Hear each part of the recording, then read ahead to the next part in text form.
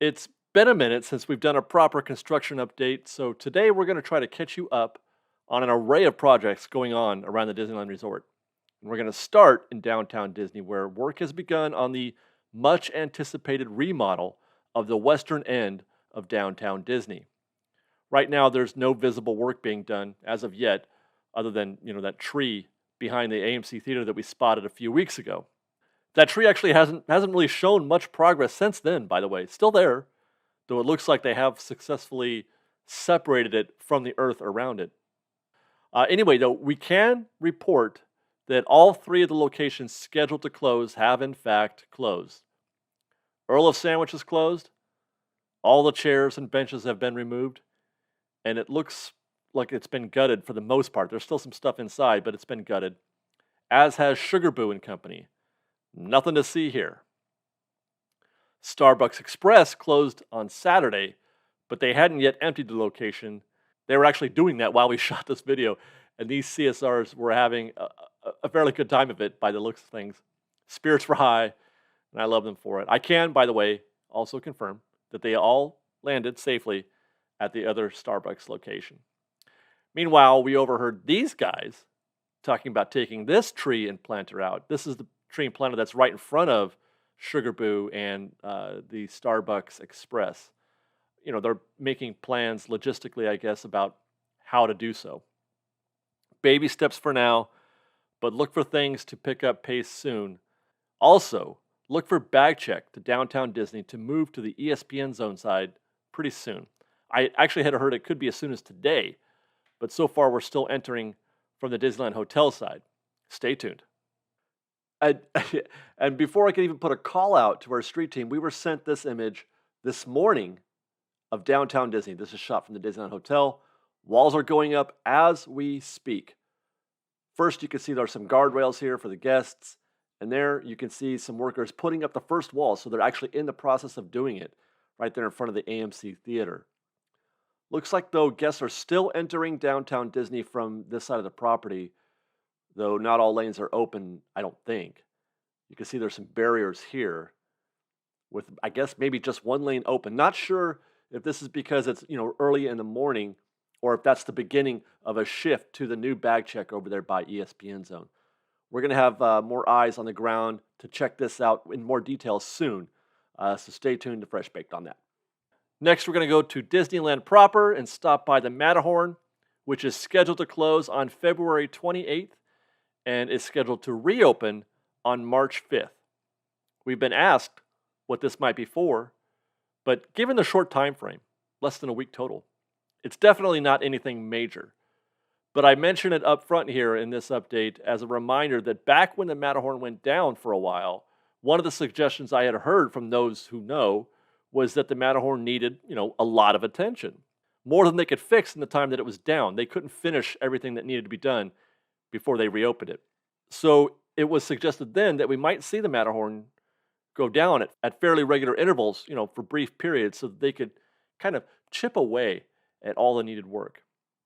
It reopened in July of 21, roughly 6 months ago. So we'll keep an eye on her to see if she goes down again, maybe in another 6 months. But otherwise, I'd say the Matterhorn has held up pretty well in those 6 months that it's been open. I mean, other attractions break down more often than the Matterhorn does. I'm still marvel at her ability to both be relevant to crowds today and also to hold up for, with all the wear and tear being, such a rugged attraction. The Matterhorn is legend.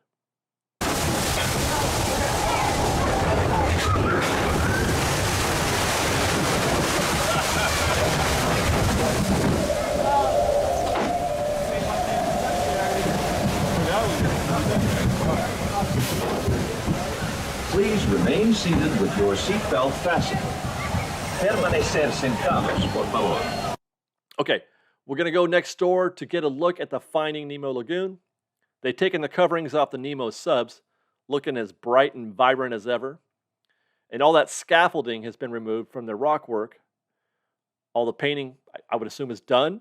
The coral reef looks like it's ready for show. There's still some work to do, though, it appears, because there's scaffolding up in a few spots, including the waterfall entrance to the dark ride portion of the attraction. Next up should be water and then a reopened ride? Question mark. We'd like to hope, but the park's calendar shows Nemo is still going to be closed at least as far off into the future as March 8th. That's more than a month from now.